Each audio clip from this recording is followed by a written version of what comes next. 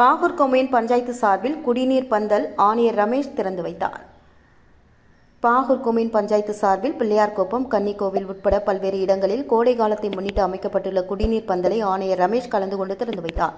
புதுச்சேரி உள்ளாட்சித்துறை இயக்குநர் அறிவுறுத்தலின் பேரில் பாகூர் கொம்யூன் பஞ்சாயத்து சார்பில் கோடை காலங்களில் பொதுமக்களின் தாகம் தீர்க்கும் வகையில் குடிநீர் மற்றும் மோர் உள்ளிட்டவை வழங்கப்பட திட்டமிட்டுள்ளது.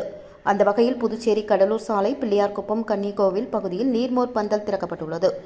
இந்த நிகழ்ச்சியில் ஆணையர் ரமேஷ் கலந்து கொண்டு பொதுமக்களுக்கு நீர்மோர் வழங்கினார். இதில் கொம்யூன் பஞ்சாயத்து மேலாளர் ரவி மற்றும் ஊழியர்கள் உட்பட பலர் பங்கு பெற்றனர்.